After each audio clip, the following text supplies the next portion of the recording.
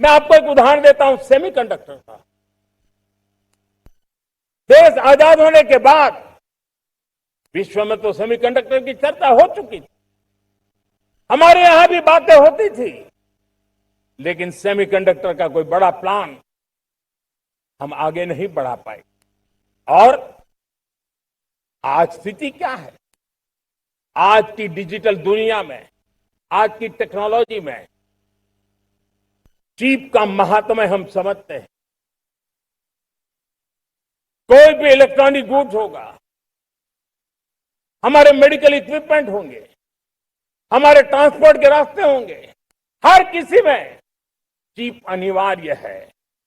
और इस चिप के बिना दुनिया थम जाए ऐसी स्थिति पैदा हो जाए। और इसलिए भारत ने आत्मनिर्भर होने की दिशा में अपना सेमीकंडक्टर प्लांट, बड़ा सेमीकंडक्टर प्लांट, 3 सेमीकंडक्टर प्लांट शुरू हो चुके हैं। और मुझे बताया गया है कि वहां जो प्रोडक्शन हो रहा है वो एक्सपोर्ट होना शुरू हो चुका है। और मैं देशवासियों को कहना चाहता हूं, आने वाले 7-8 वर्ष में और 5, 7 या 8 सेमीकंडक्टर प्लांट बहुत ही जल्द शुरू होने वाले। ये आत्मनिर्भर भारत हमें विकसित भारत की दिशा में जाने का महामार्ग देती। मेरे प्यारे देशवासियों, वैसे ही एक चर्चा क्रिटिकल मिनरल की हो रही है। पूरी टेक्नोलॉजी क्रिटिकल मिनरल पर निर्भर है। भारत इसमें भी अपने आप को सुरक्षित करने में जुटा हुआ है। क्रिटिकल मिनरल का लक्ष्य साझा किया जाए।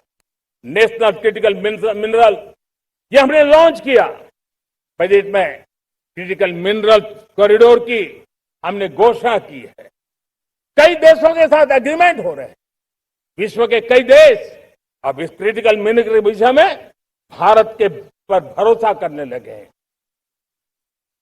मेरे प्यारे देशवासियों, जैसे सेमीकंडक्टर की बात हो, क्रिटिकल मिनरल की बात हो, वैसे ही जिस टेक्नोलॉजी की दिशा में हम जा रहे हैं, दुनिया जा रही है, उसमें एनर्जी का महत्व और बढ़ता चला जा रहा है। अब एनर्जी के बिना भी नई दुनिया को चलाना मुश्किल है।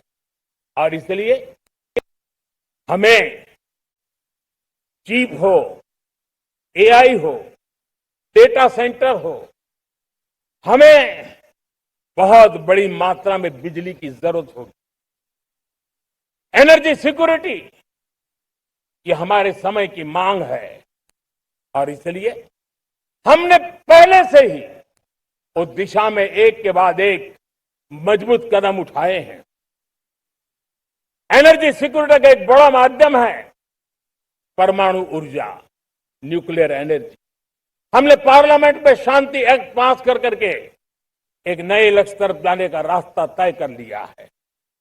2047 तक हम 100 गीगावाट न्यूक्लियर पावर का लक्ष्य लेकर के चल रहे हैं। इसी एक दशक में हम 5 नए न्यूक्लियर रिएक्टर शुरू करने का लक्ष्य लेकर के चल रहे हैं। इस वर्ष भारत ने फास्ट ब्रीडर न्यूक्लियर टेक्नोलॉजी में महारत हासिल करके एक अहम पड़ाव पार किया है।